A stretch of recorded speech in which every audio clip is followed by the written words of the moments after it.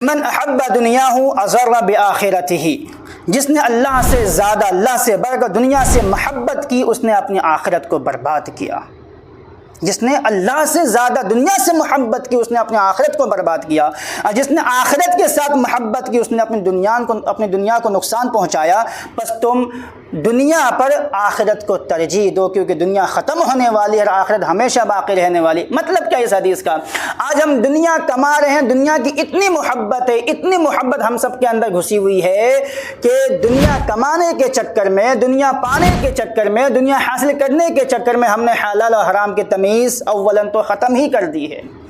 دنیا کو حاصل کرنے کے چکر میں، دنیا کی محبت میں ہم ایسے دیوانے پاگل ہوئے کہ ہم اللہ کو بھول گئے، اللہ کے گھر کے راستے کو بھول گئے ہم تو۔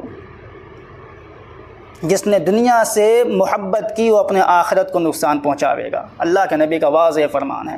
آج ہم دنیا کما رہے ہیں نمازوں کو چھوڑ کر کے، ذکر و اذکار کو چھوڑ کر کے۔ سورہ جمعہ میں اٹھا کے دیکھیں اللہ نے کیا کہا، فَإِذَا قُضِيَتِ الصَّلَاةُ فَانتَشِرُوا فِي الْأَرْضِ وَابْتَغُوا مِن فَضْلِ اللَّهِ، نماز کے بعد نکل جاؤ، اللہ کا فضل تلاش کرو۔ کیا کہا؟ وَاذْكُرُوا اللَّهَ كَثِيرًا، اور ساتھ میں اللہ کے ذکر حد سے زیادہ کیا کرو، لَعَلَّكُمْ تُفْلِحُونَ، تاکہ تم کامیاب ہو جاؤ۔ جس کامیابی کے پیچھے تم بھاگ رہے ہو، دنیا کی کامیابی اللہ وہ بھی دے گا، آخرت کی کامیابی اللہ وہ بھی دے گا، لیکن آج ہم دنیا کو حاصل کرنے کے چکر میں ہم اللہ کو بھول رہے ہیں۔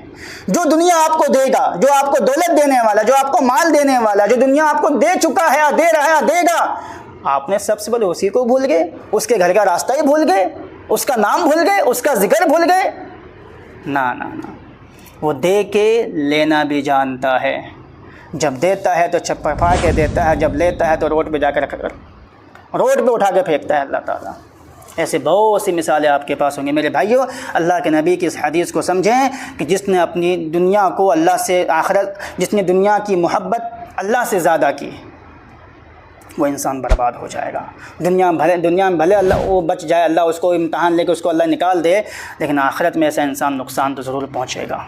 ایسا انسان آخرت میں نقصان اٹھائے گا، کیونکہ اللہ کے نبی صلی اللہ علیہ وسلم کی واضح حدیث ہے، جس نے اللہ سے بڑھ کر دنیا سے محبت کی وہ آخرت کو نقصان پہنچائے گا۔ جو آخرت کو بچا کے رکھے گا، آخرت کے ساتھ محبت کرے گا۔ آخرت کے ساتھ محبت کیا ہے کہ ہم اذان ہوئی نماز کے لیے آ گئے، گراہکی ہے رہے، کوئی دقت نہیں ہے، ہم نماز پڑھ کے آئیں گے۔